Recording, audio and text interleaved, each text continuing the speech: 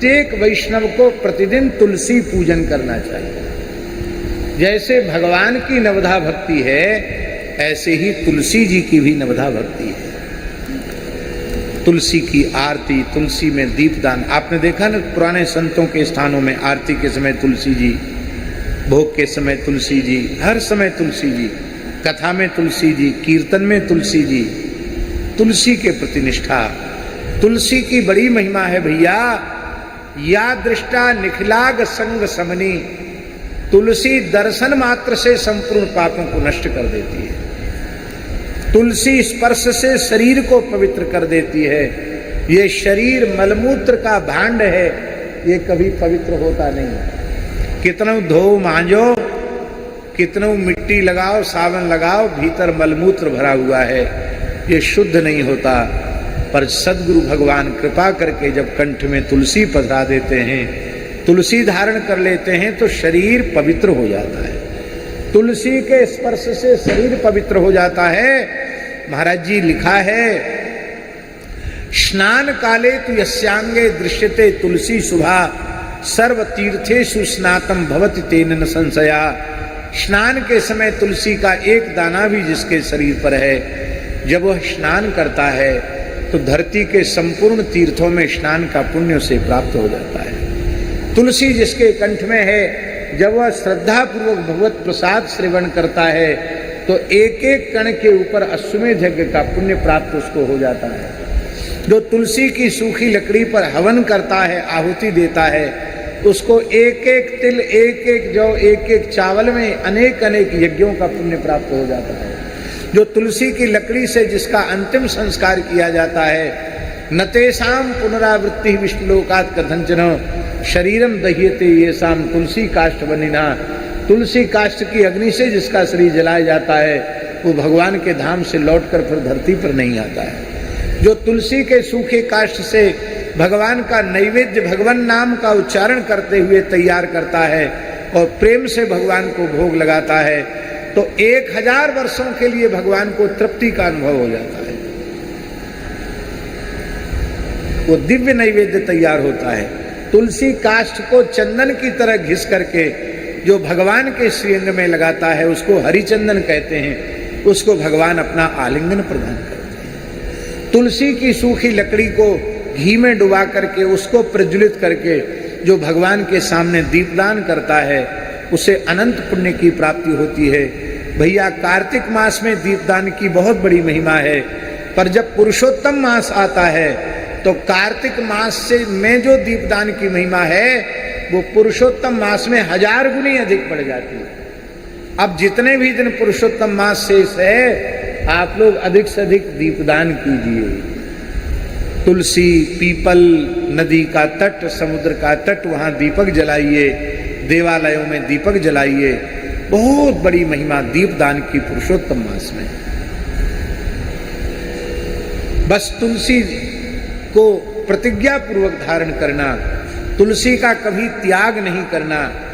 कथनचित गले से तुलसी हट जाए, तुलसी गले में न रह जाए, टूट जाए, गिर जाए, तो जब तक दूसरी तुलसी की कंठी माला अपने कंठ में न पधरा लें, तब तक अन्न जल ग्रहण नहीं करना। इसलिए यात्रा काल में भी तुलसी की माला सदा अपने पूजन की पेटी में रखना चाहिए। टूट जाए तो तुरंत दूसरी तुलसी धारण कर लें, तब तक कुछ भी ग्रहण न करें। हमारे यहाँ साधु में तो ये तुलसी कान में धारण कर लेते हैं। अब गले वाली तो धागा वागा टूट भी जाए, कान वाली जल्दी नहीं टूटती है। और फिर और जटा में तुलसी पिरो लेते हैं, तो कान की भले ही कब गिर जाए, ढीलो ढालो है कि, पर जटावा में जो तुलसी के मनिया बड़े बड़े विराजमान कर देते, वो तो कभी गिरेंगे नहीं, जल्दी गिरते ही नहीं। अब जटाई गिर जाए तो बात अलग है। जैसे हमारे जय सिया राम हो गए, सब यहां से, जहां से आए थे वहीं चले गए। अब केवल इतना इतना रह गया बस। नहीं, हमारे भी बड़े बड़े जटा थे, ऐसे वैसे नहीं थे। हाँ, आज से 10-15 साल पहले जिन लोगों ने देखा है तो बड़े बड़े जटा थे। ऐसा ही है, तो शरीर ही नहीं रहेगा तो जटा कहाँ से रहेंगे, सब नाशवान है। पर तुलसी ये विविध प्रकार से तुलसी धारण करना, कान में तुलसी धारण करना, जटा में तुलसी धारण करना, उसका प्रयोजन यही है कि तुलसी शरीर से स्पर्श होती रहे। जटा में तुलसी धारण करने का ऊपर से नहाएंगे तो ऊपर से ही नहाएंगे कि नहीं, तो तुलसी को छूकर सारे शरीर पर अभिषेक हो जाए। तो या दृष्टा निखलाग संग समनी स्पृष्टा पुष्पावनी रोगाणाम अभिवंदिता निरसनी। जो तुलसी को नित्य साष्टांग प्रणाम करते हैं, श्रद्धा पूर्वक तुलसी को प्रणाम करते हैं, उनके शरीर में कभी महारोग महा आदि व्याधि उत्पन्न नहीं होता है।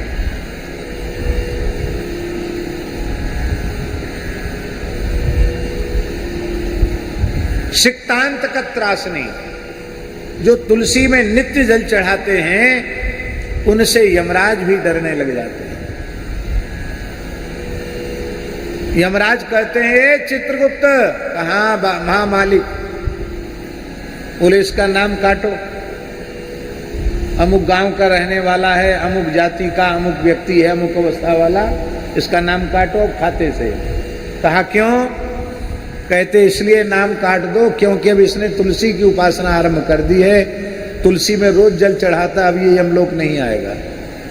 सिक्तांत त्रासनी, जो तुलसी में जल सींचता है उसे यमराज भयभीत हो जाते हैं, यमलोक नहीं जाता है। पर तुलसी सींचने में भी विवेक रखना चाहिए।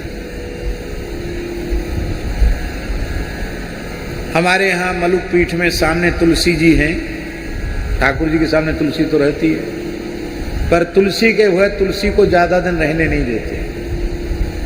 ठंड में भी इतना पानी चढ़ाएंगे, इतना जल चढ़ाएंगे कि तुलसी गल जाए। अरे भाई, शीत में आपको तुलसी में जल चढ़ाना है तो बगीचे में थोड़ा बहुत जल चढ़ा दो, बाकी चढ़ाना ही है तो एक बूंद चढ़ा दो जो तुलसी के वृक्ष को नुकसान न पहुंचे। ऐसी भक्ति किस काम की कि जिसकी भक्ति कर रहे हैं उसी को नुकसान पहुंचा दे। बहुत से लोग कहते हैं हे महाराज बहुत गर्मी लग रही, लाओ पंखा करें, तो पंखा करने वाले के हाथ से पंखा तो छीन लेंगे और फिर 10-20 चोट पंखा की उसी को लगा देंगे जिसको हवा कर रहे हैं। फिर कहेंगे महाराज माफ करना, क्षमा करना। अरे क्षमा का भले आदमी का क्षमा करें, 10-5 चोट पंखे की लगा दी, कहते क्षमा करना। और पंखा हाहाकार कर उठता है कि अब हमारी अंतिम स्थिति आई, पंखा इतने जोर से हिलाएंगे पंखा ही टूट जाए। एक महात्मा थे, बहुत उच्च कोटि के महात्मा, संतोचित संपूर्ण लक्षणों से युक्त महापुरुष, परम अमानी, परम विद्वान, परम अनुरागी, परम रसिक, परम पूज्य बाबा श्री नवेली शरण जी महाराज, बहुत उच्च कोटि के महात्मा थे। हमारे ऊपर बड़ी कृपा थी उनकी नित्य पाठ की श्री राधा सुधा निधि जी हमारे पास विराजमान है, बहुत अच्छे महात्मा। उनका एक पंखा भी हमारे पास रखा है, 30 साल पुराना साधारण पंखा। कितने साल पुराना? हम लोग तो हर साल 2-4 पंखा तोड़ देते हैं गर्मियों में, अब वो कहीं से टूटने लग जाता तो पुराना फटा हुआ अचला उसी को करके सिलाई कर लेते उसकी। वो पंखा हमारे पास रखा है अभी।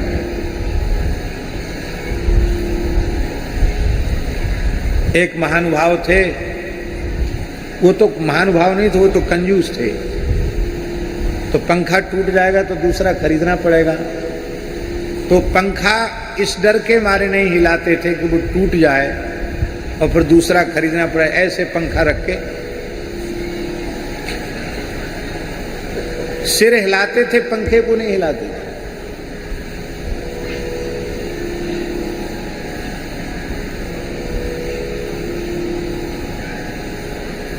हम तो इसलिए कह रहे हैं कि सेवा पूजा वही श्रेष्ठ है जिससे सेव्य को सुख हो। सेव्य को परेशानी हो जाए ऐसी सेवा किस काम की?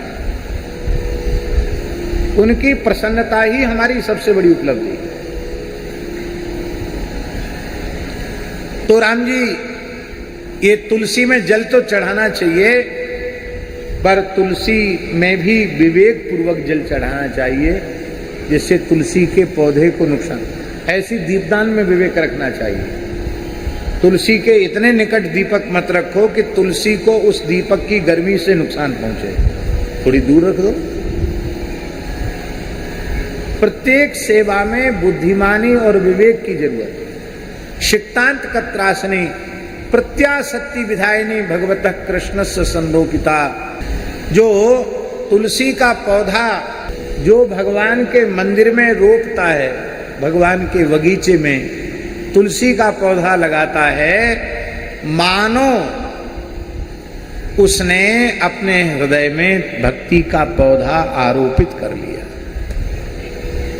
और जो तुलसी दल से भगवान का अर्चन करता है, भगवान को तुलसी दल अर्पित करता है, उसे भगवान के परम प्रेम की प्राप्ति होती। प्रत्याशक्ति विदायिनी भगवता कृष्णस्य संरोपिता न्यस्ता तच्चरणे विमुक्ति फलदा। जो भगवान के चरणों में तुलसी अर्पित करता है वो संसार चक्र से छूट जाता है।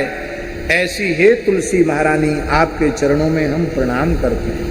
माई मेरे श्याम लग्यो